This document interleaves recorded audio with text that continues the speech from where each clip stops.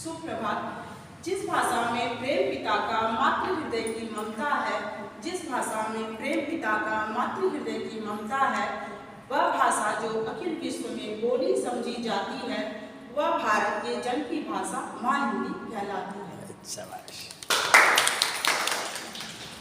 मैं संगीता झा इस शिक्षक प्रशिक्षण केंद्र में उपस्थित सभी शिक्षकगणों का दिल से स्वागत करती हूँ। मैं आज हिंदी विषय को लेकर आपके सामने उपस्थित हुई हूँ।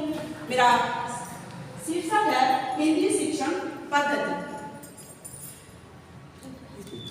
आज मैं हिंदी साहित्य के प्रसिद्ध साहित्यकार भारतेंदु हरिश्चंद्र जी द्वारा रचित उनकी दो पंक्तियां आपके सामने प्रस्तुत करूंगी। निज भाषा उन्नति अहे सब उन्नति को मूल, बिन निज भाषा ज्ञान के मिटत नहीं तो स्थूल।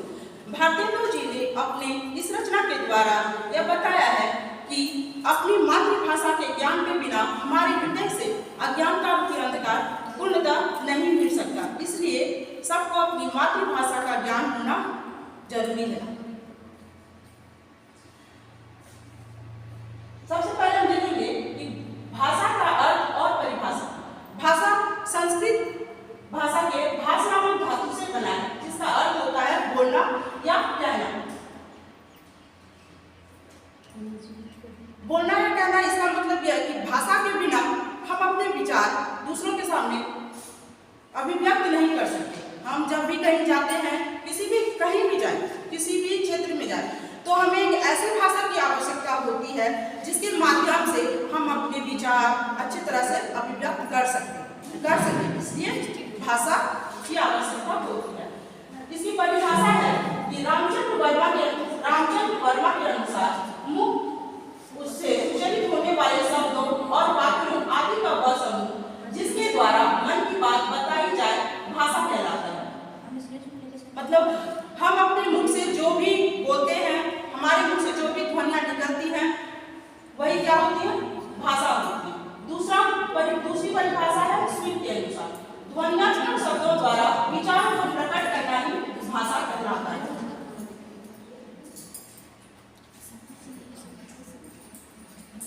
फिर देखेंगे हम कि विद्यालय शिक्षण में हिंदी भाषा शिक्षण की आवश्यकता। आखिर विद्यालय शिक्षण में हम हिंदी भाषा शिक्षण की आवश्यकता क्यों है? हम जब भी कहीं दूसरी जगह जाते हैं, हमारा देश विविध भाषा भाषी देश है। यहाँ अनेक भाषाएं बोली और समझी जाती हैं। हर क्षेत्र की अपनी एक अलग भाषा होती है। कहावत भी है कि 4 कोस पर पानी बदले 8 कोस पर वाणी। हर 8 कोस पर हमारी वाणी बदल जाती है। तो हम जब कहीं भी जाते हैं, चाहे हम शिक्षा ग्रहण करने के लिए जाएं या व्यापार के कारण से जाएं या फिर रोजगार के उद्देश्य से जाएं, तो हमारे सामने जो सबसे पहले हम समस्या होती है वह होती है संप्रेषण की समस्या, कि हम कैसे अपने भाव और विचार दूसरों के सामने अभिव्यक्त कर सकें और दूसरों के विचार हम आत्मसात कर सकें। इसके लिए हमें सबसे पहले ऐसी भाषा की जरूरत पड़ती है जो कि हमें भी अच्छी से आती हो और हम जहाँ पर गए हैं उस क्षेत्र में के लोग भी इस भाषा को समझते और जानते हैं। उस समय हमें हमारी इस जरूरत को पूरा करने के लिए हम हिंदी भाषा का उपयोग करते हैं, क्योंकि हिंदी भाषा हमारे देश में सबसे ज्यादा बोली और समझी जाने वाली भाषा है। विद्यालय शिक्षण में भाषा का सर्वाधिक महत्वपूर्ण स्थान। हमारे विद्यालय में भाषा का सबसे महत्वपूर्ण स्थान है, क्योंकि भाषा के ही द्वारा हम कोई भी विषय बच्चों को पढ़ाते हैं या समझा सकते हैं। अगर उनको ज्ञान देना है तो उसके लिए हमें भाषा की आवश्यकता होती है। और हिंदी एक ऐसी भाषा है जो सबसे ज्यादा बोली और समझी जाती है। इसलिए हिंदी भाषा के माध्यम से हम बच्चे को ज्ञान दे सकते हैं। दूसरा है भाषा विभिन्न विषयों के अध्ययन एवं अध्यापन का महत्वपूर्ण साधन। हम कोई भी विषय पढ़ाएं उसमें भाषा साधन के रूप में प्रयोग की जाती है, क्योंकि बच्चों को कोई भी विषय पढ़नी हो तो उसमें भाषा की जरूरत तो होगी। उसके बिना हम कोई भी विषय उसको नहीं पढ़ा सकते। इसलिए भाषा शिक्षण में विभिन्न विषयों के लिए हमें भाषा की जरूरत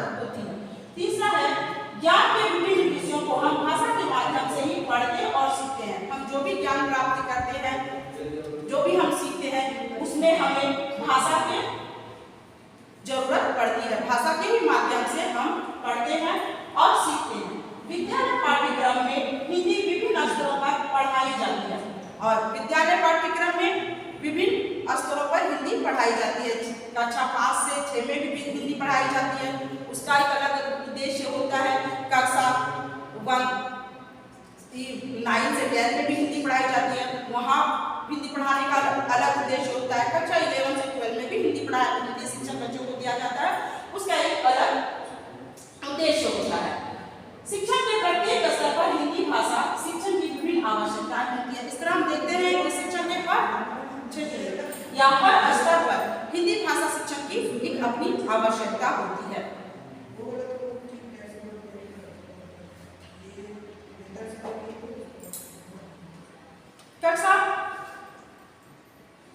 कक्षा 1 से 5 तक हिंदी भाषा शिक्षण की आवश्यकता।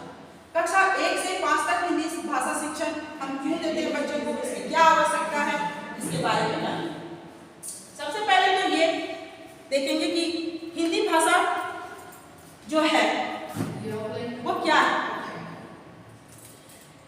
जिस तरह मोतियों की एक माला होती है, अगर धागा तोड़ दिया जाए तो मोतियां बिखर जाएंगी, लेकिन जब हम हर मोती को एक धागे में पिरो देते हैं तो वह एक माला का रूप ले लेता है और वह माला फिर पहले से ज्यादा आकर्षक और सुंदर लगता है। उस माला के रूप में वो मोती ज्यादा आकर्षक और उपयोगी हो जाता है।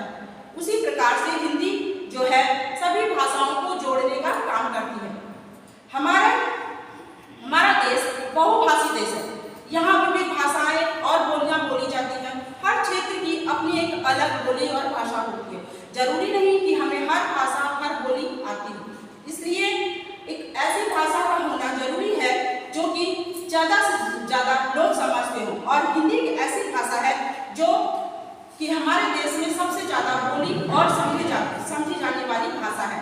वो कहें कि हिंदी आम जनता की भाषा है, इसलिए विद्यालय शिक्षण में हिंदी भाषा की आवश्यकता बढ़ जाती है। जिस तरह भी मैंने उदाहरण दिया मोती का, कि एक धागा सभी मोतियों को पिरो के एक माला के रूप में ले लिया, वही काम हिंदी करती है। हिंदी भाषा सभी भाषाओं को एक सूत्र में बांधने का काम करती है, क्योंकि हर क्षेत्र की अलग अलग भाषाएं हैं और उन सबको जानना समझना हर व्यक्ति के लिए मुश्किल है। इसलिए हिंदी वो भाषा है कि हम अलग अलग क्षेत्र विशेष के लोगों से, अलग अलग भाषियों से हिंदी भाषा के माध्यम से अपने विचार अभिव्यक्त कर सकते हैं, संप्रेषण का माध्यम उसको बना सकते हैं। और हिंदी भाषा के माध्यम से ही सबसे जो हमारे जो स्वतंत्रता सेनानी हैं अलग अलग क्षेत्र के, जैसे बाल गंगाधर तिलक हो, महात्मा गांधी हो, सुभाष चंद्र बोस हो, सबकी मातृभाषा एक अलग अलग थी, लेकिन हिंदी भाषा के माध्यम से वो सब एक सूत्र में बंधे, एक एकत्रित हुए, एक झंडे के तले आए और स्वतंत्रता संग्राम में अपना योगदान उन्होंने दिया। अब हम देखेंगे कि कक्षा 1 से 5 तक हिंदी भाषा शिक्षण की आवश्यकता। विद्यार्थी पढ़ाई जा रही सामग्री को शब्दों के माध्यम से समझ सके। हम विद्यार्थियों को जब पढ़ाते हैं कक्षा 1 से 5 तक में, जब हम विद्यार्थियों को पढ़ाते हैं तो हमें ऐसे शब्दों का चुनाव करना चाहिए जो कि आसान हो, जो कि बच्चे आसानी से समझ जाए। और तब हम जो भी ऐसी भाषा का जब हम सरल और सुबोध भाषा का जब हम प्रयोग करते हैं और बच्चे आसानी से उसको समझ जाते हैं, तब जो भी हम उसको पढ़ा रहे हैं वो उसके माध्यम से उनका विकास होता है और वो उस सामग्री को समझते हैं। फिर है हिंदी, एक विद्यार्थी लिखित सामग्री को सही प्रकार से पढ़ सके।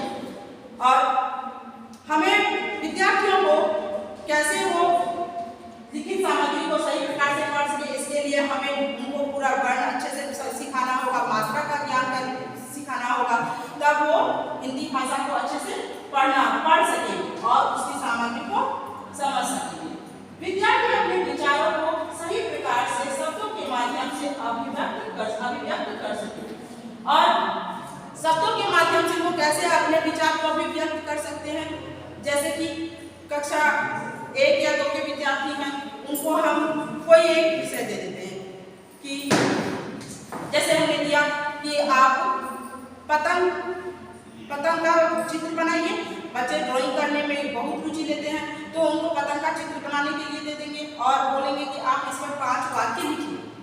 तो उसके बारे में उनके मन में जो आएगा, जो भी उनके मन में आएगा, जो उनका विचार होगा, वो 5 लाइन इस पर लिखेंगे। तो इस तरह से हम देखते हैं कि उनको बच्चे जो है वो अपने विचार को अभिव्यक्त कर सकते हैं। फिर है विद्यार्थी के शब्द भंडार में वृद्धि करना। बच्चों के शब्द भंडार में वृद्धि कैसे कर सकते हैं? जैसे कि कक्षा 4 से 5 के बच्चे को हम ये विलोम शब्द पढ़ा सकते हैं, पर्यायवाची शब्द पढ़ा सकते हैं। इसके माध्यम से भी बता सकते हैं कि फूल है तो उसको हम और कितने नामों से जान सकते हैं। तो इस 2-3 फूल को हम सुमन भी बोल सकते हैं, कुसुम भी बोल सकते हैं, पुष्प भी बोल सकते हैं। तो इस तरह से हम उनके शब्द भंडार में वृद्धि कर सकते हैं। विद्यार्थियों में पढ़ने की आदत को विकसित करना। हम जब कक्षा में पढ़ा रहे होते हैं तो कविता का वाचन, जब हम गाकर बच्चे को कविता पढ़ाते हैं तो बच्चे जो है संगीत से उनका बहुत, बच्चे ही क्यों, बड़ों का भी संगीत से बहुत ही जुड़ाव होता है, तो उनको वो कविता पाठ करना अच्छा लगता है। तो इस तरह से हम उनमें पढ़ने की आदत का विकास कर सकते हैं। और अच्छी पुस्तकें, जैसे कि कक्षा 4 से 5 के बच्चे तो पढ़ना सीख जाते हैं, तो उनको पंचतंत्र की पुस्तकें, वो अच्छी कहानियों की पुस्तकें भी उनको दे सकते हैं, जिससे कि उनका नैतिक विकास भी हो सकता है और उनमें पढ़ने की आदत का भी विकास होगा। वो खुद से कहानी हुई या कविता हुई, वो उसको पढ़ेंगे। फिर है विद्यार्थियों के उच्चारण को शुद्ध करना। बच्चे जो है वो समावेशी कक्षा में अलग अलग क्षेत्र के बच्चे होते हैं, तो वो जो बोलते हैं उन पर उनकी क्षेत्रीयता का, उनकी बोली का प्रभाव होता है, जिसके कारण बच्चे क्या करते हैं कि गलत उच्चारण करते हैं। गलत उच्चारण करने के कारण अशुद्ध उच्चारण करते हैं। तो हमें उनको बताना चाहिए कि नहीं, इस शब्द का प्रयोग ऐसे नहीं, ऐसे करना है, और ऐसे शब्दों का आपको प्रयोग नहीं करना है। तो हम उनको सही शब्द बता सकते हैं और उनके उच्चारण को शुद्ध कर सकते हैं। फिर है कक्षा 6 से कक्षा 8 तक हिंदी भाषा शिक्षण की आवश्यकता। सबसे पहले है कि हम कक्षा 8 से लेकर के कक्षा 6 से लेकर कक्षा 8 तक के बच्चों को हिंदी भाषा क्यों पढ़ानी चाहिए, उसकी क्या आवश्यकता है, ये देखिए। सबसे पहले व्याकरण का ज्ञान प्रदान करना। यहाँ पर जब बच्चे कक्षा 6 में और 8 में पहुंच जाते हैं, 6 से लेकर 8 तक के जो बच्चे होते हैं उनको व्याकरण का ज्ञान देना जरूरी होता है, क्योंकि यहाँ पर अब उनको व्याकरण का ज्ञान होगा तभी वो शुद्ध भाषा का प्रयोग कर सकेंगे, बोलने में भी और लिखने में भी। क्योंकि अगर बच्चे बोलने में या लिखने में शुद्ध वाक्य नहीं बना सकते हैं तो वो उसमें निहित अर्थ को ठीक से प्रकट नहीं कर पाएंगे। इसलिए निहित अर्थों को पूर्ण रूप से प्रकट करने के लिए शुद्ध वाक्य और शुद्ध शब्दों का प्रयोग और व्यवस्थित ढंग से प्रयोग करना सिखाने के लिए हमें यहाँ पर बच्चों को व्याकरण का ज्ञान देना चाहिए। फिर है विद्यार्थियों में स्वाध्याय की प्रवृत्ति का विकास करना। हम विद्यार्थियों में क्या है कि स्वाध्याय यानी खुद से पढ़ने की जो आदत है उसका विकास करना चाहिए बच्चों में। तो उनको जैसे कि अच्छी कहानियों के बारे में बताना, कहानियों की पुस्तकें देना, उनको पढ़ना। क्लास में जैसे हम क्लास ले रहे हैं तो उनको कहना कि आप वाचन कीजिए, स्वस्वर वाचन कीजिए, उनसे करवाना। तो अगर बच्चे क्लास में स्वस्वर वाचन करेंगे, खुद से पढ़ेंगे, तो उनमें क्या होगा, पढ़ने की आदत का विकास होगा। वो खुद से पढ़ना सीखेंगे और फिर वो खुद से पढ़ेंगे। फिर है विद्यार्थियों की भाषा के प्रति सौंदर्य भावना को विकसित करना। विद्यार्थियों के भाषा के प्रति सौंदर्य भावना को विकसित कैसे कर सकते हैं, उनको ये बताना कि कैसे हम उनको संधि समास इनका प्रयोग करते हैं, क्योंकि कई पदों को जब हम जोड़ते हैं तो वो एक समस्त पद हो जाता है। तो यहाँ पर क्या होता है, समास का निर्माण होता है। तो इस तरह से हम उसके सौंदर्य को बढ़ा सकते हैं। समास का, संधि का, इन सब चीजों का उनको ज्ञान देकर के ये भाषा की सौंदर्य की प्रति उनकी जो भावना है उसको विकसित कर सकते हैं। फिर विद्यार्थियों के शब्द भंडार में वृद्धि करना। यहाँ हम विद्यार्थियों के शब्द भंडार में वृद्धि कैसे कर सकते हैं, तो 6 से 8 तक हम बच्चों को उपसर्ग, प्रत्यय, संधि, समास इन सब का ज्ञान देते हैं। जैसे कि उपसर्ग के द्वारा वो या उपसर्ग के प्रयोग के द्वारा वो नए नए शब्द बना सकते हैं, फिर प्रत्यय के प्रयोग से वो नए नए शब्द बना सकते हैं, संधि के द्वारा वो नए नए शब्दों का निर्माण कर सकते हैं, समास के द्वारा भी वो नए नए शब्दों का निर्माण कर सकते हैं। तो इस तरह से जब हम उनको कक्षा 6 से 8 तक में सर्ग, प्रत्यय, संधि, समास इन सब का प्रयोग करना सिखाते हैं, इसके बारे में बताते हैं, तो स्वतः ही उनकी शब्द भंडार की वृद्धि होती है। फिर है विद्यार्थियों के लिखने, पढ़ने, बोलने और समझने की क्षमता का विकास करना।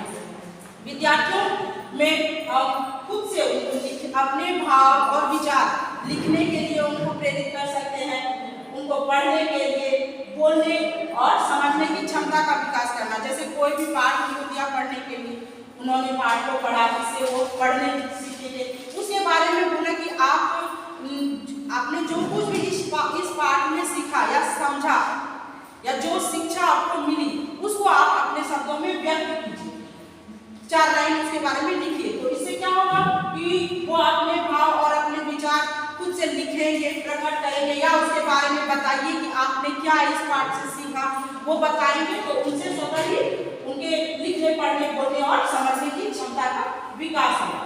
फिर है स्वर और आदर्श वाचन की योग्यता का विकास करना। अभी मैंने बताया कि बच्चे को कक्षा में कोई भी पाठ है उसको पढ़ने के लिए कहना, तो इससे क्या होता है, उनके अंदर स्वर वाचन की जो क्षमता होती है उसका विकास होता है और वो खुद पढ़ना सीखते हैं और पढ़ने के प्रति उनकी रुचि जागृत होती है और उनमें आदर्श वाचन की योग्यता का भी विकास होता है।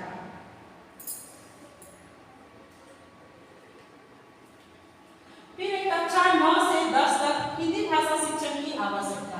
अब कक्षा 9 से 10 में हिंदी भाषा शिक्षण की क्या आवश्यकता होती है, तो यहाँ पर विद्यार्थियों के शब्द भंडार में वृद्धि करने के लिए, यहाँ पर विद्यार्थियों के शब्द भंडार की वृद्धि करने के लिए, जैसे मैंने बताया था, यहाँ पर भी उपसर्ग, प्रत्यय, संधि, समास इसके बारे में बच्चों को बताना और इसके प्रयोग से वो नए नए शब्दों का निर्माण कैसे कर सकते हैं ये बताना। तो इससे क्या होता है, उनके शब्द भंडार की वृद्धि होती है। फिर विद्यार्थियों में पाठ के रस भावों को समझने और ग्रहण करने की क्षमता पैदा करने के लिए, और जब हम कोई भी पाठ बच्चे को पढ़ाते हैं, चाहे वो कविता हो या कहानी, तो उसमें निहित भाव क्या है, बच्चे उससे क्या समझ रहे हैं, उसके बारे में उनको उसके भावों को समझना यहाँ पर हम उसको बताते हैं। क्योंकि यहाँ पर कोई भी कविता है, रचनाकार ने जो भी कविता लिखी है उसका कुछ उद्देश्य है, उसके कहने का कोई तात्पर्य, उसके माध्यम, उस कविता का तात्पर्य, उस कविता के माध्यम से कवि क्या कहना चाह रहा है, इसमें निहित भाव उसका क्या है, वो समझने के लायक यहाँ पर बच्चों को बनाते हैं। फिर विद्यार्थियों में स्वाध्याय और मौन वाचन की आदत का विकास करना। बच्चे खुद से पढ़ने, खुद से अध्ययन करें और मौन वाचन की आदत का विकास करना से तात्पर्य है कि बच्चे जब मौन वाचन करेंगे, स्वर वाचन से ज्यादा मौन वाचन में वो पाठ को आत्मसात करते हैं, उसमें समझते हैं, उसके भाव को वो ग्रहण करते हैं, इसलिए उनमें मौन वाचन की क्षमता का विकास करने की आदत डाली जाती है कक्षा 9 से 10 में। फिर व्याकरण के नियमों में रस, अलंकार आदि से परिचित कराने के लिए कक्षा 9 से 10 में हम विद्यार्थियों में रस, अलंकार आदि को समझने के लिए उनको प्रेरित, समझने की योग्यता का उनमें विकास करते हैं। वो कैसे कि उनको अलंकार और रस के बारे में पहले बताना चाहिए कि रस क्या होता है, अलंकार क्या होता है, उसके बारे में बताना। फिर कैसे बच्चे, जैसे कोई भी पद्य की कोई भी शैली, चाहे वो दोहा हो, चौपाई हो, कविता हो या फिर सवैया हो, उसमें कवि के अलग अलग पंक्तियों में किस पंक्ति में कौन सा रस है, उसकी कवि की कौन सा रस है, उसमें कैसी भावना उसके अंदर आ रही है, उस कविता को पढ़ के या उस लाइन को पढ़ के, इस चीज को समझने की उनमें योग्यता का विकास करना। कहाँ पर किस अलंकार का प्रयोग हुआ है, कविता की किस लाइन में कवि ने किस अलंकार का प्रयोग किया है, उसका क्या अर्थ है, उसका विकास करना हम यहाँ पर बच्चों में सिखाते हैं। फिर है विद्यार्थियों में अभिनय और संवाद की योग्यता का विकास करने के लिए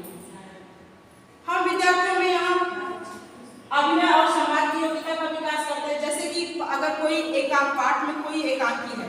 तो उस एकांकी में अगर दो पात्र हैं तो दो बच्चों को बुलाया और बोल दिया कि आप ये दोनों को अपना अपना बता दिया और फिर बोला कि आप इसके बारे में पढ़िए।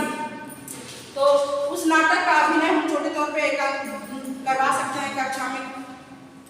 तो उससे क्या होगा, उनमें दोनों अपना अपना संवाद ये बोलेंगे तो उसमें संवाद करने की योग्यता का स्वतः ही विकास होगा और अभिनय भी वो करेंगे। जैसे कि कक्षा में, जैसे स्कूल में, विद्यालय में कभी हम कोई नाटक करवाते हैं तो उस नाटक में हम अलग अलग पात्र, सब बच्चे अलग अलग पात्र करते ये होते हैं, पात्र का अभिनय करते हैं और फिर उसमें क्या होता है कि वो अपना अपना संवाद वो बोलते हैं, अभिनय करते हैं उसका। तो उसमें क्या होता है, उससे उनके अभिनय और संवाद की योग्यता का विकास होता है। विद्यार्थी अपने विचारों को सही और स्पष्ट रूप से लिखकर अभिव्यक्त कर सकते। यहाँ पर हम विद्यार्थियों को अपने विचार को सही से लिखकर अभिव्यक्त कर सके, इसके लिए जब उनको कोई टॉपिक दे दिया जाता है, चाहे अनुच्छेद हो या फिर निबंध हो, किसी भी विषय पर कि आपको इस बारे में इतना लिखना है, एक निबंध लिखना है या एक अनुच्छेद लिखना है, तो इससे क्या होता है, उनके वो अपने विचार बोलकर अपने विचार लिखकर वो अभिव्यक्त करते हैं। तो उनकी लिखने की जो योग्यता होती है उसका विकास होता है। फिर है विद्यार्थियों में निबंध, पत्र, अनुच्छेद, संवाद आदि लिखने की कला में निपुणता पैदा करने के लिए यहाँ पर हम विद्यार्थियों को सिखाते हैं अपने विचारों को अभिव्यक्त कैसे करना है। वो इसके लिए तो यहाँ पर हम उनको निबंध लिखने देते हैं, पत्र, अनुच्छेद, संवाद लेखन, विज्ञापन लेखन, इसके द्वारा हम उनमें लिखने की योग्यता का विकास करते हैं ताकि बच्चे अपनी भावनाओं को खुद से व्यक्त कर सके। ये नहीं कि रट के नहीं, उनके मन में जो उन्होंने देखा है या समझा है उसको, वो जो अनुभव के जो भाव उन्होंने ग्रहण किया है उसको वो लिखकर, चाहे वो अनुच्छेद हो, निबंध हो, संवाद हो, इसके माध्यम से वो व्यक्त कर सके। इसकी योग्यता का हम विकास करते हैं।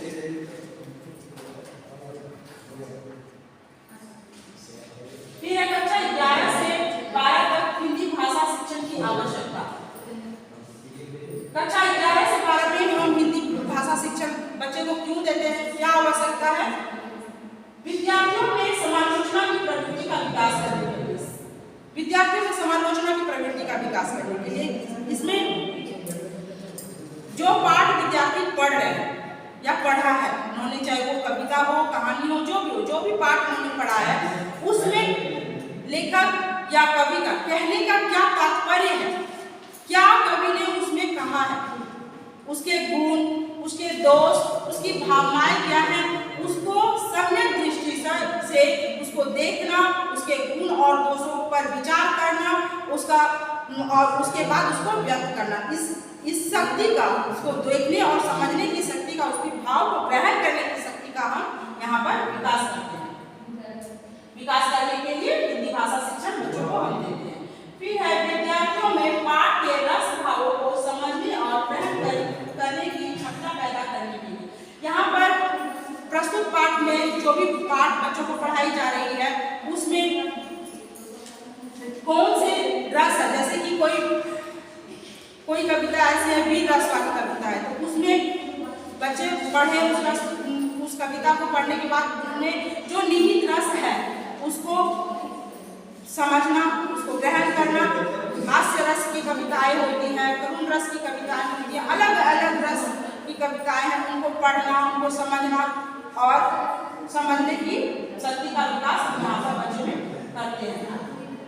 विद्यार्थियों में स्वाध्याय और मौन वाचन की आदत का विकास करने के लिए और कक्षा 11 से 12 में हम विद्यार्थियों में मौन वाचन और स्वाध्याय खुद से पढ़ने की आदत का विकास करते हैं। क्योंकि अभी मैंने बताया था कि मौन वाचन से क्या होता है कि बच्चे जब मौन रह करके उस चीज को पढ़ते हैं, कोई पाठ पढ़ते हैं, तो वो उसको ज्यादा ग्रहण कर सकते हैं, उसको ज्यादा समझ सकते हैं, उसमें कवि के कहने का जो तात्पर्य है, जो भाव है, उस भाव को वो ग्रहण कर सकते हैं। इसलिए उनमें मौन वाचन की क्षमता का विकास हमें करना चाहिए।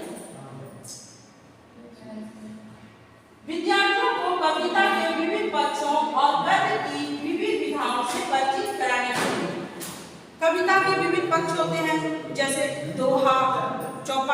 सवैया, मुक्तक छंद की रचनाएं, इन सब को पढ़ने के लिए और समझना उनको होना चाहिए, पता होना चाहिए कि पद की कितनी सारी शैलियाँ हैं। फिर गद्य में एक कहानी, उपन्यास, एकांकी, रेखाचित्र, रिपोर्टाज, आत्मकथा, इन सब के बारे में भी बच्चों को बताना चाहिए। इसका भी विकास होना चाहिए, क्योंकि बच्चे को यहाँ पर ये पता होना चाहिए कि गद्य की कितनी सारी शैलियाँ हैं और पद्य की कितनी सारी शैलियाँ, अलग अलग शैलियाँ होती हैं और उनके महत्व वो क्या है, उसमें किस शैली में कौन सी रचना ये लेखक ने या कवि ने की है, वो बच्चों को समझ यहाँ पर। विद्यार्थियों को हिंदी भाषा और उसके साहित्य का सामान्य ज्ञान कराने, विद्यार्थियों को हिंदी भाषा और साहित्य का सामान्य ज्ञान कराने के लिए भी हमें हिंदी शिक्षण विद्यालय में देना आवश्यक है, क्योंकि जब विद्यार्थी अपने साहित्य से परिचित होंगे तो न सिर्फ वो अपने साहित्य से परिचित ही होते हैं, बल्कि वो अपनी सभ्यता और संस्कृति को भी जानते हैं। क्योंकि हमारे साहित्य आचार्य रामचंद्र शुक्ल जो हिंदी साहित्य के सर्वश्रेष्ठ साहित्यकार हैं, उन्होंने कहा है कि साहित्य जनता की चित्तवृत्तियों का संचित प्रतिबिंब है। फिर आचार्य महावीर प्रसाद द्विवेदी ने कहा है कि साहित्य समाज का दर्पण है। दोनों ही अपने अपनी जगह सही है। सही में साहित्य जनता की चित्तवृत्तियों का संचित प्रतिबिंब है और साहित्य समाज का दर्पण है, क्योंकि साहित्य हमें वो चीज बताता है जो समय का, साहित्य क्या है, समय का प्रतिनिधित्व करता है। किस समय का समाज कैसा था, वहाँ की व्यवस्था कैसी थी, सामाजिक व्यवस्था कैसी थी, लोग कैसे लोगों की सोच थी, वहाँ की धार्मिक व्यवस्था कैसी थी, ये सब हमें कौन बताता है, हमें हमारा साहित्य बताता है। चाहे फिर वो हम रामायण ले, महाभारत ले या गोदान ले। यहाँ हम देखते हैं कि अगर हम त्रेता युग में जाते हैं और रामायण को देखते हैं तो रामायण में हम क्या देखते हैं, तो कि भाई भाई का प्रेम सबसे पहले है। भाई भाई का प्रेम देखते हैं रामायण में कि किस तरह एक भाई अपने दूसरे भाई के लिए अपना संपूर्ण वैभव, अपना राजपाट इस तरह से त्याग देता है जिस तरह कोई अपने पुराने वस्त्रों का त्याग करता है। गुरु का सम्मान, राजा का पुत्र होते हुए भी भगवान राम चारों अपने सभी भाइयों के साथ गुरु आश्रम में जाते हैं, वहाँ पर शिक्षा ग्रहण करते हैं और वो सारे कर्म करते हैं जो साधारण घरों से आए हुए विद्यार्थी कर रहे होते हैं। और दूसरा नारी का सम्मान, और देखते हैं तीसरा देखते हैं नारी का सम्मान कि किस तरह नारी का सम्मान किया गया है। त्रेता युग में नारी का किस तरह सम्मान किया गया है। यहाँ भाभी को माता का दर्जा दिया गया है। ये किस समय का प्रतिनिधित्व कर रहा है, ये हमारा ये जो साहित्य है रामायण, ये त्रेता युग का प्रतिनिधित्व कर रहा है। दूसरा अगर हम जाते हैं द्वापर युग में तो वहाँ हम देखते हैं भाई भाई के प्रति वैमनस्य, ईर्ष्या, द्वेष, जलन की भावना चरम सीमा पर होती है। गुरु का सम्मान नहीं होता, गुरु एक बंदी की तरह होता है, बंधक की तरह होता है। वो विद्यार्थी के वो चूंकि राजा का पुत्र है तो उसके राजमहल में आकर के उसे शिक्षा देना पड़ता है। तीसरा हम देखते हैं नारी की क्या व्यवस्था है उस समय समाज में। नारी जहाँ रामायण में देखते हैं कि नारी का कि भाभी को माँ का दर्जा दिया गया है, वहीं द्वापर युग में देखते हैं कि उसी भाभी का भरी सभा में अपमान होता है। यह हमें कौन बता रहा है, यह हमें हमारा साहित्य बता रहा है। इस तरह हम कह सकते हैं कि साहित्य समाज का दर्पण है।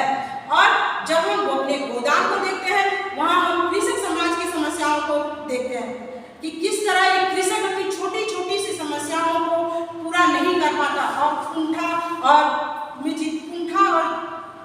गरीबी में जीता है। जीने के लिए वो मजबूर होता है। किस तरह उसका शोषण करते हैं, ये सब हमें कौन बता रहा है, हमें हमारा साहित्य बता रहा है। इसलिए हम विद्यार्थियों को हिंदी भाषा और उसके साहित्य का सामान्य ज्ञान देना जरूरी है, तभी वो अपनी भारत की सभ्यता और संस्कृति से भी उनका जुड़ाव होगा और जुड़े रहेंगे। विद्यार्थियों को भाषा का अधिक से अधिक अध्ययन के लिए प्रेरित करने के लिए और विद्यार्थियों को अपनी हिंदी भाषा का अध्ययन करने के लिए हमें प्रेरित करने के लिए भी साहित्य पढ़ाना चाहिए। हिंदी भाषा का ज्ञान विद्यालय में देना आवश्यक है। उनको स्वरचित कविता,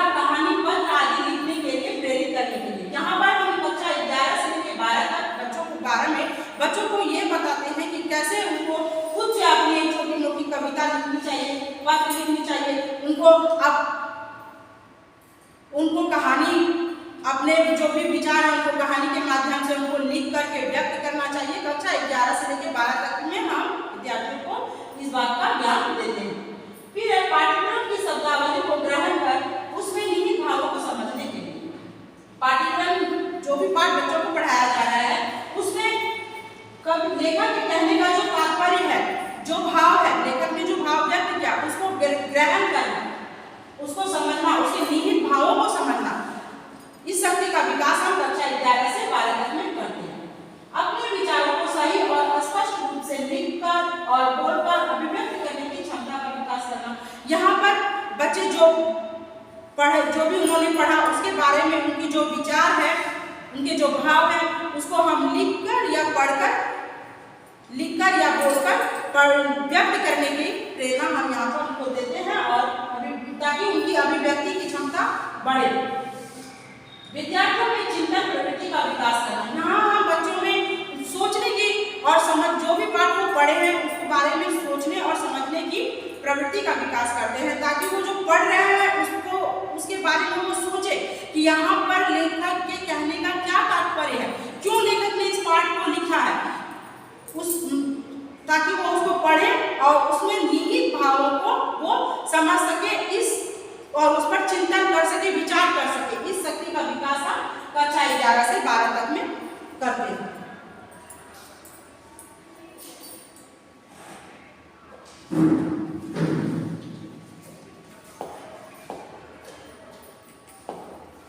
हमारे देश में ये बड़ा फैशनेबल है ये कहना कि मेरी हिंदी थोड़ी कमजोर है, लोगों को इसमें कोई संकोच नहीं, लेकिन लोग ये नहीं कहना चाहते कि मेरी अंग्रेजी जरा कमजोर है। अगर किसी ने गलती से ये कह दिया मुझे अंग्रेजी नहीं आती या मेरी अंग्रेजी कमजोर है तो उसे अनपढ़ मान लिया जाता है, लेकिन अगर किसी की हिंदी कमजोर है तो उसे बड़ा फैशनेबल मान लिया जाता है। अधीर रंजन चौधरी, सैम पित्रोदा और मणिशंकर अय्यर उस पार्टी के नेता हैं जो भारत की सबसे पुरानी पार्टी कांग्रेस की स्थापना 1885 में हुई थी। अक्सर ये पार्टी गर्व से कहती है कि उसने भारत की आजादी की लड़ाई लड़ी। महात्मा गांधी कांग्रेस पार्टी के नेता थे, लेकिन गैर हिंदी भाषी राज्य गुजरात के होने के बावजूद वो हिंदी के हितैषी थे। उन्होंने हिंदी को आजादी के लिए अपना हथियार बनाया। आज के नेताओं की तरह राजनीति का हथियार नहीं बनाया। हिंदी का मतलब है हिंद में रहने वाले लोग। हिंदी शब्द की उत्पत्ति सिंधु नदी से हुई। आज के ईरान यानी प्राचीन काल के फारस यानी पर्शिया से आए लोग सा को हा बोलते थे। उन्होंने सिंधु को हिंदू का, इसी हिंदू से बना हिंद और हिंद से बनी हिंदी। हिंद के लोग हिंदी कहलाने लगे और हिंद की भाषा भी इस तरह से हिंदी बनी। हमारे देश में संस्कृत को आदि भाषा यानी सबसे पुरानी भाषा माना जाता है। हिंदी का मूल संस्कृत है, लेकिन बाहर से आई सभ्यताओं के शब्द भी हिंदी ने उदारता के साथ स्वीकार किए और माना जाता है कि 1000 ईस्वी के आसपास हिंदी की स्वतंत्र सत्ता स्थापित हुई। यानी हिंदी का वो स्वरूप जो आज हमारे पास है वो सबसे पहले 1000 ईस्वी के आसपास सामने आया था। अगर आप हिंदी के शब्दों से परहेज करते हैं और आपको लगता है कि हिंदी के मुकाबले अंग्रेजी ज्यादा समृद्ध भाषा है, तो अब आपको हम ऑक्सफोर्ड इंग्लिश डिक्शनरी में हिंदी की अहमियत के बारे में भी बताना चाहते हैं। ऑक्सफोर्ड डिक्शनरी ने महिलाओं के सशक्तिकरण के लिए हिंदी के चर्चित शब्द नारी शक्ति को वर्ष 2018 का हिंदी शब्द चुना था। 2017 में ऑक्सफोर्ड इंग्लिश डिक्शनरी ने, इस डिक्शनरी में 600 से ज्यादा नए शब्द शामिल किए गए, जिनमें हिंदी के शब्द चना और चना दाल भी शामिल थे।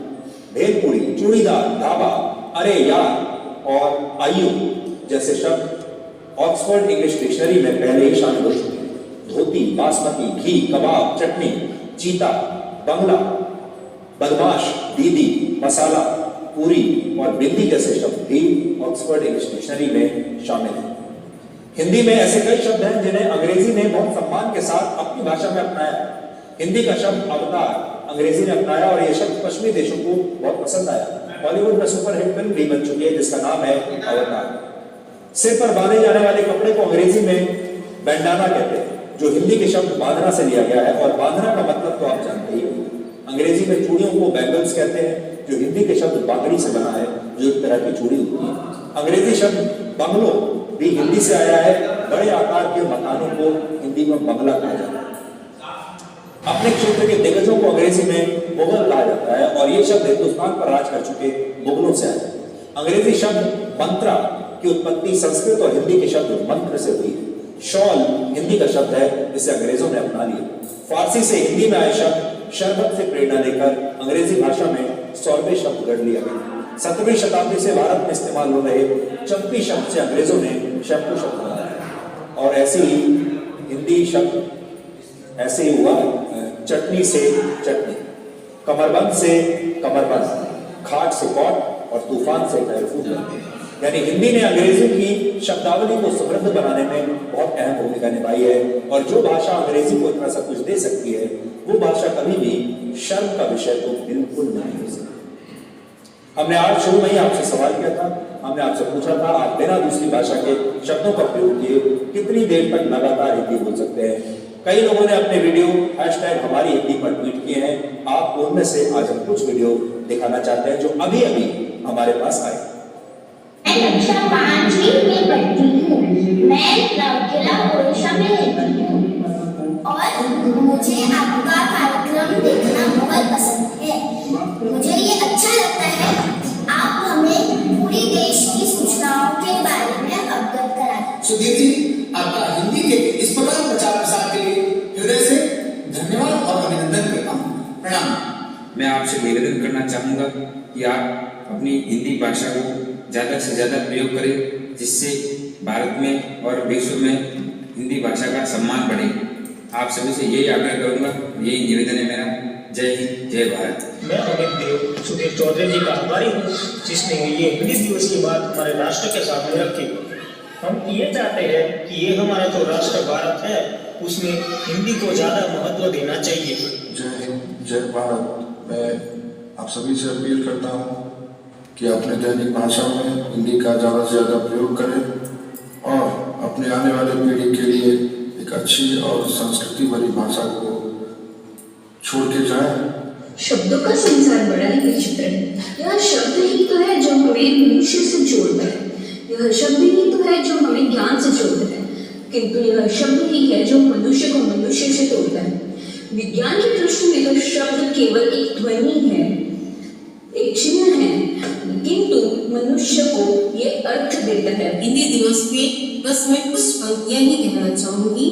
पढ़ना है, पढ़ाना है, देश को आगे बढ़ाना है और हिंदी भाषा को सम्मान दिलाना है। तो ये सारे लोग जी न्यूज के दर्शक हैं, ये डीएनए के दर्शक हैं और आपको याद होगा अभी करीब 1 घंटा पहले हमने आप सबसे ये अपील की थी कि आप हिंदी में अपना संदेश रिकॉर्ड करके हमें भेजिए और बहुत बड़ी संख्या में जी न्यूज के दर्शकों ने इस तरह के संदेश भेजे हैं। हमारे पास तो समय की कमी है, इसलिए हम सारे जो संदेश हैं आपको नहीं सुना पा रहे हैं, नहीं दिखा पा रहे हैं, लेकिन हमारी वेबसाइट पर znews.com पर हम इन सारे संदेशों को वहां पर आपको दिखाने की कोशिश करेंगे। आप सबका बहुत बहुत धन्यवाद। आपने जी न्यूज को इतना प्रेम दिया, आपने हिंदी भाषा के प्रति अपना प्रेम पूरे देश को बताया और आप इस पूरी मुहिम में शामिल हुए। हम आपका बहुत बहुत बहुत धन्यवाद करना चाहते हैं। जी न्यूज के दर्शक हमेशा से बहुत जागरूक दर्शक हैं, इस देश को पसंद करने वाले दर्शक हैं, इस देश के संस्कारों को पसंद करने वाले दर्शक हैं, इस देश की भाषा को पसंद करने वाले दर्शक हैं। आप सब ने एक बार फिर से पूरे देश को, पूरी दुनिया को ये दिखा दिया। आपको हम ये भी बता दें कि जी न्यूज लगभग 190 देशों में देखा जाता है, यानी पूरी दुनिया में देखा जाता है। इसलिए आप ये मत समझिए कि आपको सिर्फ भारत के लोग देख रहे हैं, पूरे विश्व के लोग दुनिया के ज्यादातर देशों में इस समय लोग आपको देख रहे हैं और इससे हिंदी को और ज्यादा बल मिला। नो सिग्नल, नो वरी,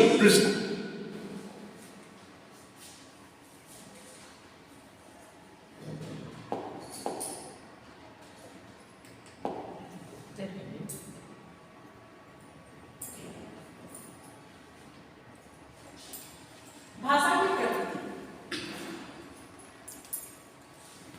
जैसे कि हिंदी हम अपने विद्यालय में पढ़ाते हैं बच्चों को, तो हमारे सामने सबसे पहले उद्देश्य ये होता है कि हम अपने विद्यार्थियों में हिंदी भाषा पढ़ने के लिए रुचि जागृत करें, उनको स्वतः हिंदी पढ़ने के लिए प्रेरित करें। क्योंकि हम देखते हैं कि कक्षा 7, 7वीं और 8वीं के बच्चे भी हिंदी लिखने में बहुत सारी अशुद्धियाँ करते हैं, बोलने में भी अशुद्धियाँ करते हैं, वाक्य विन्यास में भी अशुद्धियाँ करते हैं। तो ये सब अशुद्धियों का कारण है कि वो कहीं ना कहीं में उनकी अरुचि है। इसलिए हिंदी को वो पढ़े, इसके लिए सबसे पहले उनमें रुचि जागृत करनी होगी, तभी वो हिंदी पढ़ने के लिए प्रेरित होंगे। तो देखते हैं कि वो विद्यालय लिखते हैं तो विद्यालय को विद्यालय में लिखकर विद्यालय लिखते हैं। उनको अड़ और अढ़ का भी सही प्रयोग नहीं आता कि कहाँ पर अड़ का प्रयोग करना है, कहाँ अढ़ का प्रयोग करना है। इसलिए हिंदी शिक्षा विद्यालय में देना जरूरी है। तो अब हम देखेंगे भाषा की प्रकृति। भाषा एक अर्जित संपत्ति है, पैतृक है। कोई भी बच्चा भाषा सीखकर जन्म नहीं लेता, ये उसकी पैतृक संपत्ति नहीं है।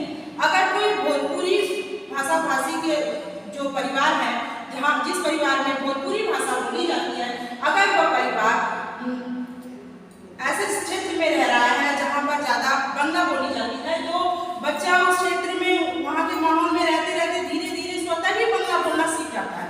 तो इस तरह हम देखते हैं कि भाषा जो है वो पैतृक संपत्ति न होकर अर्जित संपत्ति है। बच्चा माहौल से सीखता है, उसको अर्जन करता है। दूसरा है भाषा वातावरणीय होती है, वंशानुगत। अभी मैंने बताया कि वातावरण और माहौल से बच्चा सीखता है। तो भाषा क्या है, वातावरण के अनुसार होती है, बच्चा सीखता है। वो उसके वंश के अनुसार वो नहीं सीखता। जरूरी नहीं है कि जो बच्चा भोजपुरी परिवार का है वो भोजपुरी बहुत अच्छे से बोलता ही हो। अगर वो किन्हीं कारणों से अगर दूसरे क्षेत्र में रह रहा है जहाँ बांग्ला या गुजराती ज्यादातर लोग वहाँ पर बोल रहे हैं, तो वो स्वतः ही भाषा को सीख जाता है।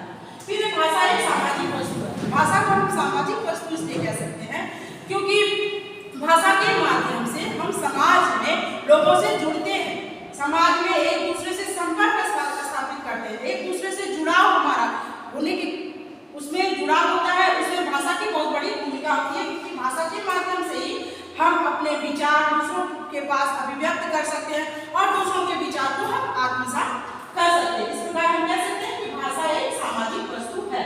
भाषा निरंतर अभ्यास के द्वारा अर्जित की जाती है। भाषा वह निरंतर अभ्यास के द्वारा जब हम उसमें प्रयास करते रहते हैं, अभ्यास करते हैं, तो वो भाषा हमें आ जाती है।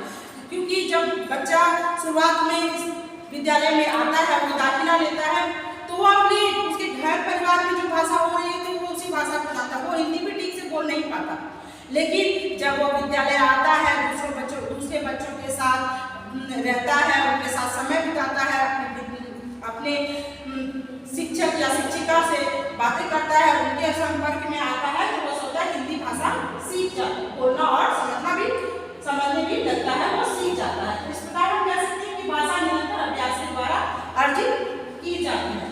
भाषा कठिनता से सरलता की ओर गमन करता है। अब ये कैसे होगा कि भाषा कठिनता से सरलता की ओर गमन कैसे करता है? क्योंकि जो चीज पहले हमें बहुत कठिन लग रही होती है, वो भाषा भी है जो कि हमें उसके बारे में ज्ञान कराती है। हम उस ज्ञान उसको प्राप्त करते हैं, अध्ययन करते हैं। जब जो चीज जो हमारे सामने जो चीज नहीं है, वो भाषा के द्वारा ही हम उस चीज को सीखते हैं और धीरे धीरे वो चीज जो हमें पहले बहुत कठिन लग रही होती है, धीरे धीरे वो हमारी समझ में आने लगता है और फिर वो धीरे धीरे हमारे लिए सरल हो जाता है। इस प्रकार हम कहते हैं भाषा कठिनता से सरलता की ओर गमन करती है। भाषा एक निकाय है, भाषा एक सिस्टम है, एक साधन है, एक दूसरे से संपर्क स्थापित करने के लिए या कोई भी विषय सीखने के लिए, कोई भी ज्ञान प्राप्त करने के लिए भाषा एक साधन है। फिर भाषा एक कौशल है। भाषा को हम कौशल में इसलिए भाषा कौशल क्यों है? क्योंकि जब हमें कोई भाषा आएगी, सपोज मान लीजिए अगर हिंदी एक ऐसी भाषा है कि जिसके माध्यम से हम कहीं भी जाए, अगर हम कोई उच्च शिक्षा ग्रहण करने के लिए हमें दूसरे जगह जाना होता है, तो हम उस क्षेत्र की भाषा और बोली तो नहीं जानते, वहाँ उस क्षेत्र में कौन सी भाषा बोली जाती है या वहाँ की बोली क्या है वो हमें नहीं पता।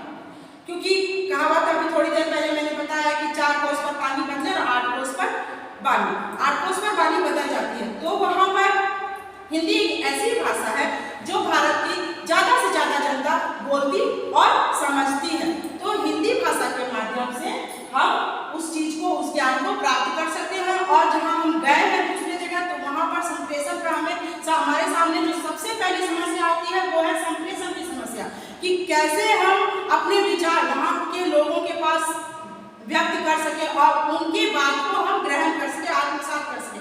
उस समय हिंदी हमारी मदद करती है। इस प्रकार हम कह सकते हैं कि हिंदी भाषा एक कौशल भी है। भाषा परिवर्तनशील होती है, भाषा परिवर्तनशील होती है।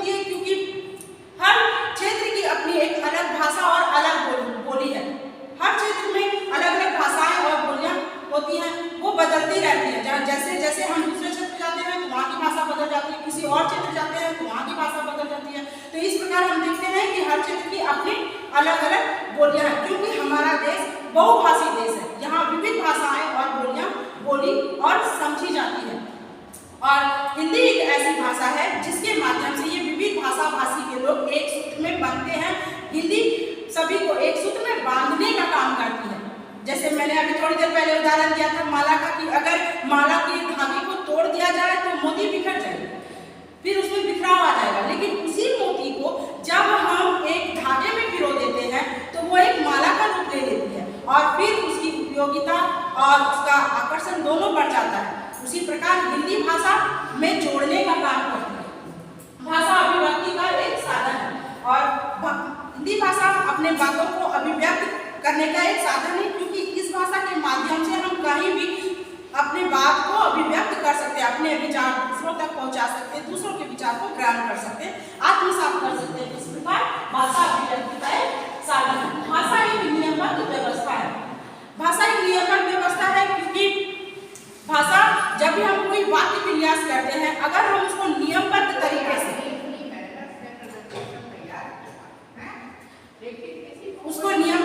से जब हम उसको लिखते हैं, कोई भी वाक्य लिखते हैं, तो वो अपने भाव को पूर्ण रूप से व्यक्त करता है। लेकिन अगर हम वाक्य विन्यास में कहीं कोई गलती कर देते हैं, अगर हम सही शब्द का सही जगह पर चुनाव नहीं करते, व्यवस्थित ढंग से हम शब्दों का चुनाव नहीं करते, तो वहां पर क्या होता है कि वो वाक्य अपने भाव को, अपने अर्थ को पूर्ण रूप से अभिव्यक्त नहीं कर पाता। इसलिए हम कह सकते हैं कि भाषा एक नियमबद्ध व्यवस्था है। सभी भाषाएं एक दूसरे से अलग होती हैं और ये भी सही है कि हर भाषा अपने आप एक दूसरे से अलग होती है। भाषा अपने क्षेत्र से संबंधित होती है और भाषा अपने क्षेत्र से संबंधित होती है, क्योंकि हर भाषा हर क्षेत्र की अलग अलग भाषाएं होती हैं और जो लोग जहाँ पर रहते हैं उनको अपनी भाषा, अपने क्षेत्र की भाषा उनको आती है, दूसरे क्षेत्र की नहीं आती। तो वहाँ पर हम हिंदी का प्रयोग करके करते हैं।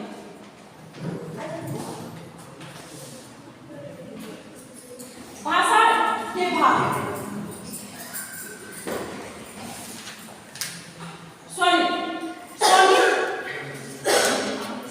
स्वनिम जो है वो ध्वनि है। स्वनिम किसी भाषा में ध्वनि की सबसे छोटी इकाई होती है। किसी भाषा की ध्वनियां ही स्वनिम कहलाती है। कोई भी भाषा हम बोल रहे हैं, वो भाषा की सबसे छोटी इकाई स्वनिम होती है। जैसे एक शब्द हमने लिया कमल, इसमें 3 वर्ण है, क, म और ल। इसमें 3 ध्वनियां हैं, क, म और ल। कभी तीनों एक हो जाती हैं तो वो एक शब्द होता है और उसका एक अर्थ होता है। इसलिए सबसे पहले है स्वनिम, उसके बाद है रूपी।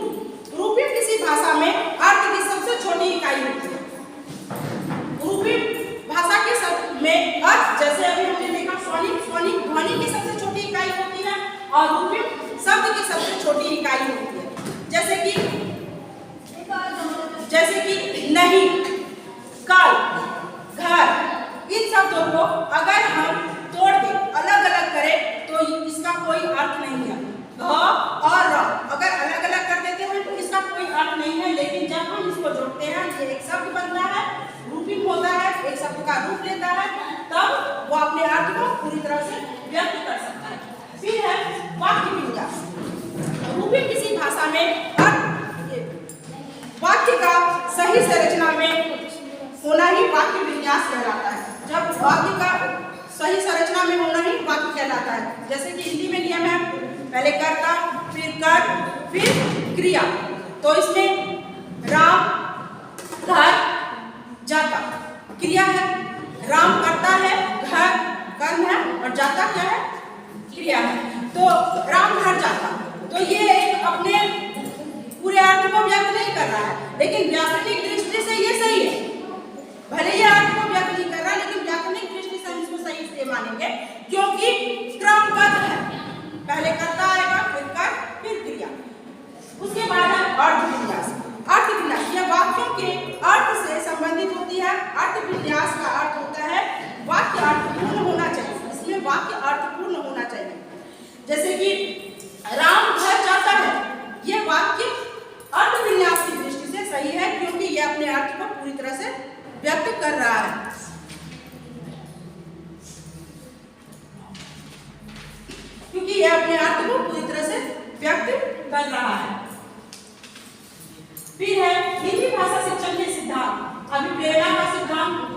अंतर्गत बच्चे को कैसे हम हिंदी पढ़ने के लिए प्रेरित कर सकते हैं, रुचि का सिद्धांत, उनकी रुचि इस भाषा को पढ़ने में उनकी रुचि जगानी चाहिए। फिर क्रियाशीलता का सिद्धांत, इसके अंतर्गत हम कक्षा में जैसे कोई एकांकी पढ़ा रहे हैं या कोई नाटक पढ़ा रहे हैं तो उसको छोटा मोटा एक अभिनय करा के हम बच्चे को क्रियाशील रख सकते हैं। फिर अभ्यास का सिद्धांत, उनको बार बार कोई भी पाठ पढ़ने का अगर समझ नहीं आ रहा तो उनको बार बार अभ्यास करना चाहिए। अभ्यास के द्वारा वो सीख जाता है। कहा एक दोहा है, करत करत अभ्यास से जड़मति होते सुजान, रसरी आवत जाते सिर पर पड़त निशान। बार बार अभ्यास करने से कठिन पाठ भी समझ आ जाता है। जीवन समन्वय का सिद्धांत, इसमें हिंदी भाषा हमारे जीवन से संबंधित है। वो कैसे? क्योंकि अगर हम रोजगार के लिए या शिक्षा अध्ययन के लिए या व्यापार के लिए अगर हम कहीं भी जाते हैं तो हिंदी हमारे काम आती है, क्योंकि उस जगह पर हिंदी ही हमें अपने भाव व्यक्त करने में और दूसरों की बातों को समझने में, आत्मसात करने में हमारी मदद करती है। व्यक्तिगत विभिन्नता का सिद्धांत, इसमें हम ये देखते हैं कि कक्ष में हर बच्चा अपने से अलग अलग होता है। जरूरी नहीं है कि कुछ बच्चे होते हैं जो एक बार में सीख जाते हैं, कुछ होते हैं जो 2 बार में सीखते हैं, कुछ होते हैं जो बार बार अभ्यास के द्वारा सीखते हैं। अनुकरण का सिद्धांत, भाषा अनुकरण के द्वारा सीखी जाती है। फिर है अर्जन प्रक्रिया का सिद्धांत, बात क्या है कि हम कहीं भी गए हम उस चीज को अर्जित करते हैं। कोई जो भाषा हमें नहीं आ रही उसको हम सीखने का प्रयास करते हैं, अर्जित करते हैं। प्रकरण चलन का सिद्धांत, सूत्रों के प्रयोग का सिद्धांत, इसमें मूर्त से अमूर्त, मतलब जो हमारे सामने है पहले उसको पढ़ा, उसके बाद जो हमारे सामने नहीं है उसके बाद हम उसके बारे में जानते हैं। जो ज्ञात से अज्ञात, पहले जो ज्ञात है उसके बारे में जान रहे हैं जाना, और उसके बाद जो हमें ज्ञात नहीं है उसके बारे में जाना। सरल से कठिन भाषा, पहले सरल जो चीज आ रही है, आसान चीज है, हल्की चीज है, उसको हम पढ़ाएं, उसके बाद धीरे धीरे जो कठिन है, जो उनको नहीं आ रही उसकी ओर जाए। निश्चित से अनिश्चित, जो चीज हमारी निश्चित है हाँ ये है उसके बारे में पहले बच्चों को बताना, उसके बाद जो नहीं है, जो अनिश्चित है या जो परिवर्तनशील है, बदल जाते हैं, उसके बारे में बताना। हिंदी भाषा शिक्षण के उद्देश्य, बच्चों को भाषा का प्राथमिक प्रयोग सिखाना। कैसे हम उसके सबसे पहले में कैसे प्रयोग करेंगे भाषा को सिखाना, बच्चों में भाषा कौशल को विकसित करना, अर्थ ग्रहण करने की क्षमता का विकास करना, फिर बच्चे भाषा को विभिन्न स्थितियों में प्रयोग कर सके और समझ सके, इसकी भी जानकारी देना, इसके लायक उनको बनाना, फिर बच्चे अपनी बात को व्यक्त कर सके, जो भी बात है उनके मन में जो भी विचार है वो बोलकर या लिखकर अपने बात को व्यक्त कर सके, इसके लायक उनको बनाना। फिर तार्किक ढंग से परिचर्चा में भाग ले सके, फिर उनको इस लायक बनाना कि वो किसी भी जगह गए तो उसके गुण और दोष दोनों के बारे में समझे और समझ रहे हैं और उस पर अपने विचार को व्यक्त कर सके, इसके लायक बनाना। भाषा के विभिन्न रूपों से परिचित करना, सृजनात्मकता का विकास करना, जैसे हम वो बच्चे भाषा के माध्यम से अपने अलग अलग ढंग से अपने विचार को अभिव्यक्त कर सकते हैं, इस लायक बनाना। उनके सोचने और समझने की शक्ति का बौद्धिक विकास करना, यानी कि सोचने और समझने की शक्ति का विकास करना। मानवीय मूल्यों का विकास करना, हम बच्चों को ज्ञानवर्धक कहानियां पढ़ा करके उनको मानवीय मूल्यों का ज्ञान करा सकते हैं, उनको नैतिक शिक्षा दे सकते हैं।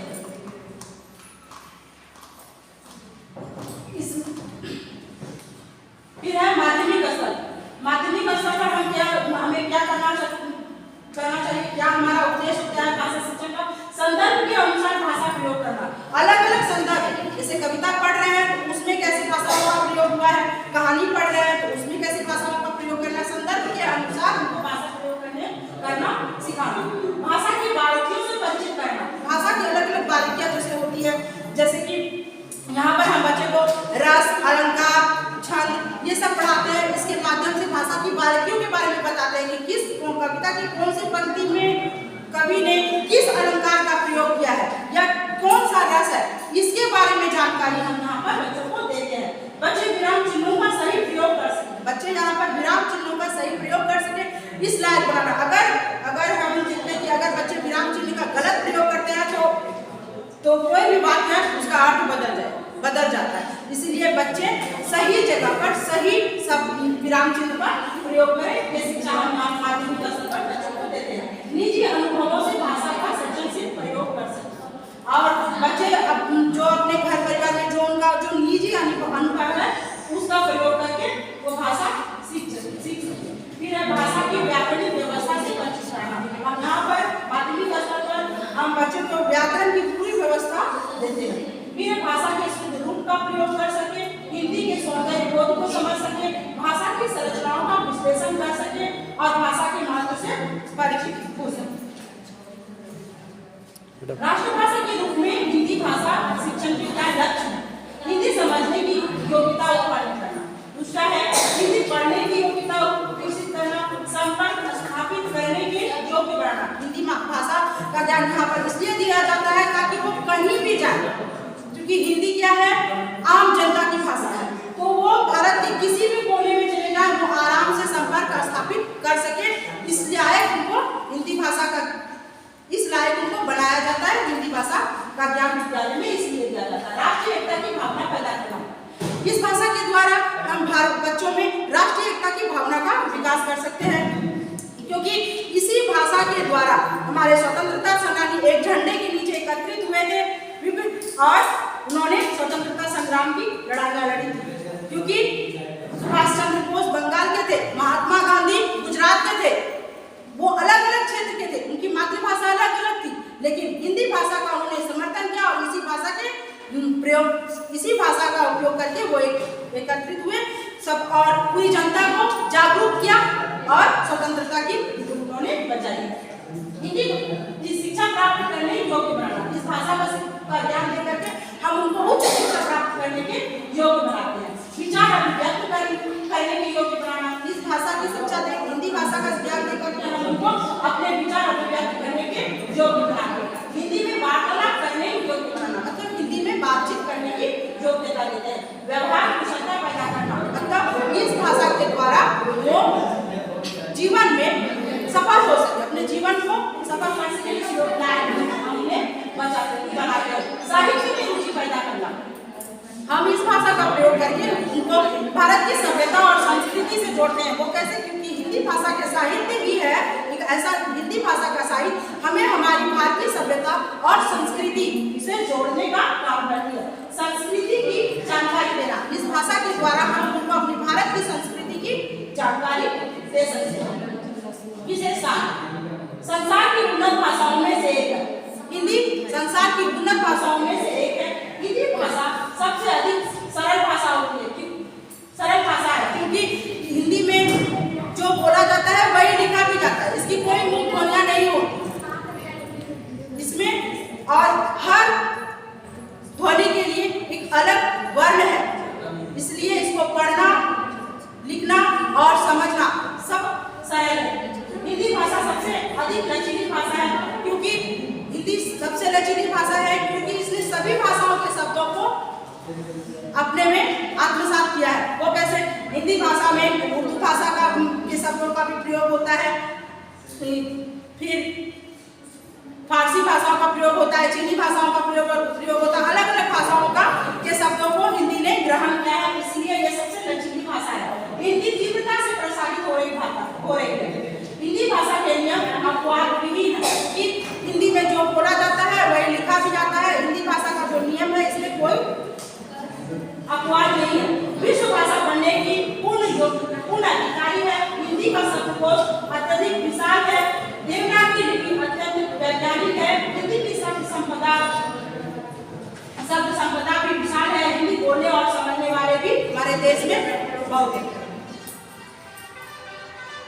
वैश्विक स्तर पर भी हिंदी भाषा सबसे ज्यादा बोली और समझी जाती है। हिंदी की साहित्य सभी दृष्टियों से समृद्ध है। हिंदी आम जनता से जुड़ी हुई भाषा है। हिंदी स्वतंत्रता संग्राम की वाहिका है। भारत की संपर्क भाषा है। भारत की राजभाषा है और हिंदी भाषा का उज्ज्वल पक्ष। हमारे भारत देश में सबसे ज्यादा बोली जाने वाली भाषा हिंदी है। हिंदी भाषा बहुत सरल और सहज है।